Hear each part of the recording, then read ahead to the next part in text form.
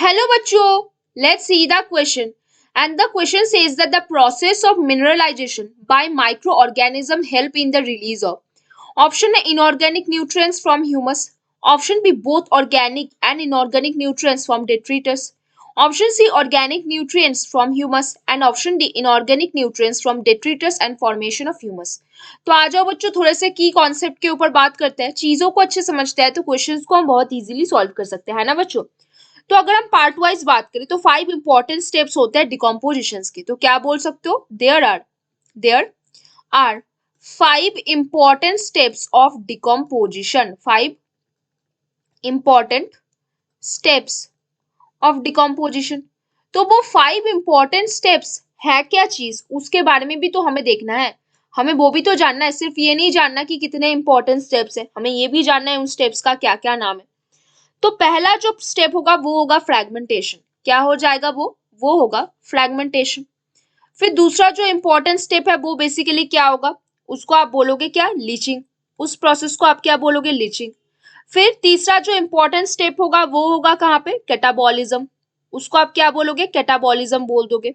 फिर चौथा जो इंपॉर्टेंट स्टेप होगा वो होगा ह्यूमिफिकेशन, वो बेसिकली क्या हो जाएगा बच्चों, ह्यूमिफिकेशन।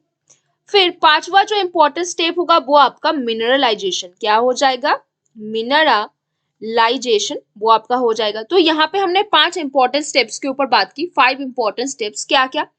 पहला हमारे पास आता है फ्रैगमेंटेशन, दूसरा आता है लीचिंग, तीसरा आता है कैटाबॉलिज्म, चौथा आता है ह्यूमिफिकेशन और पांचवा आता है मिनरलाइजेशन। फ्रैगमेंटेशन में क्या होता है, कोई भी डेड एंड डिकेइंग मैटर है उसको हम तोड़ के आर्थोम की मदद से तोड़ के छोटे छोटे सिंपल ऑर्गेनिक मैटर में अगर हम कन्वर्ट करें तो उसको हम फ्रैगमेंटेशन बोलेंगे। अब उस सिंपल छोटे छोटे ऑर्गेनिक मैटर से जब मिनरल सॉइल के बहुत नीचे तक चला जाता है उसको हम लीचिंग बोलते हैं। फिर हम छोटे छोटे ऑर्गेनिक मैटर जो है उसको और छोटे छोटे पार्ट में तोड़ रहे हैं, किसके हेल्प से, फंगी बैक्टीरिया के हेल्प से, उसको हम कैटाबॉलिज्म बोलते हैं। और ह्यूमिफिकेशन क्या है, ह्यूमस फॉर्मेशन करना और वहां से मिनरल्स को निकालना, वो हो गया हमारे मिनरलाइजेशन के अंदर। तो आ जाओ बच्चों, अब यहाँ पे देखते हैं क्या बोलेंगे, humus and minerals are obtain by, अभी आप क्या बोलोगे, पॉइंट लगाओ, ह्यूमस एंड मिनरल्स जो होते हैं, एंड मिनरल, मिनरल मतलब जो इनऑर्गेनिक न्यूट्रिएंट्स है, आर ऑब्टेन बाय, कैसे मिलते हैं हमें, ह्यूमिफिकेशंस एंड मिनरलाइजेशन करके, obtain by humification and mineralization, and क्या, मिनरलाइजेशन, ठीक है। अब नेक्स्ट पॉइंट पे बात करते हैं, नेक्स्ट पॉइंट हमारा क्या है, mineralization is also responsible for release of inorganic substance, mineralization is responsible for किस बात के लिए बच्चों, मिनरलाइजेशन इज रिस्पॉन्सिबल, किस बात के लिए रिस्पॉन्सिबल है, release of nutrient, is responsible for release of inorganic substance, for release of inorganic substance, हमारे इनऑर्गेनिक सब्सटेंस के रिलीज के वजह से, इनऑर्गेनिक सब्सटेंस उनके रिलीज के वजह से मिनरलाइजेशन रिस्पॉन्सिबल है। जैसे क्या क्या चीज यहाँ पे रिलीज होने वाले हैं, बोथ मिनरल्स, जैसे बोथ मिनरल्स, मिनरल्स में आप क्या क्या ला सकते हो, यहाँ पे मिनरल्स के अंदर आप पोटेशियम आयन के बारे में बात कर सकते हो, मैग्नीशियम आयन के बारे में बात कर सकते हो, कैल्शियम आयन के बारे में बात कर सकते हो, है ना, एंड आप अमोनियम आयन के बारे में बात कर सकते हो।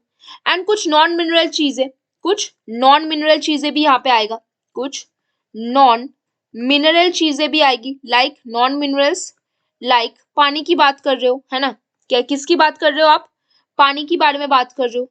एंड हमारे CO2 के बारे में बात कर रहे हो, from dead and decaying matter, कहां से, हमारे from dead organic matter of plant and animal, dead organic matter of किस चीज के बच्चों, ऑफ प्लांट एंड क्या बच्चों, plant and animal, plant and animal, है ना बच्चों।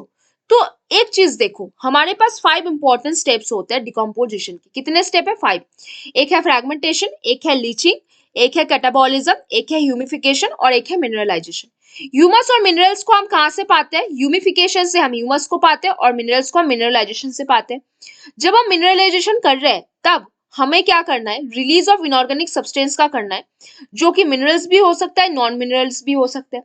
अब मिनरल्स पे कौन आ सकता है, potassium ion, magnesium ion, calcium ion, ammonium ion और नॉन मिनरल्स में पानी CO2। जो हमें कहाँ से मिलता है बच्चों, हमें कहाँ से मिलता है, वो हमें dead organic matter of the plant and animal से मिलता है ना बच्चों। तो आ जाओ अभी क्वेश्चंस की तरफ। हमारे पास बोला गया है process of mineralization by micro organism help in the release of क्या बच्चों, पहला option inorganic nutrient from humus, हाँ हमने अभी वही पढ़ा, टिक मार्क करो। Both organic and inorganic nutrient, नहीं हमें सिर्फ और सिर्फ इनऑर्गेनिक न्यूट्रिएंट निकालना है, तो क्रॉस कर दो। ऑर्गेनिक न्यूट्रिएंट फ्रॉम ह्यूमस, नहीं हमें इनऑर्गेनिक न्यूट्रिएंट निकालना है। Inorganic nutrient from detritus and formation of humans, no humus बन चुका होगा, ह्यूमस से हमें वो निकालना पड़ेगा।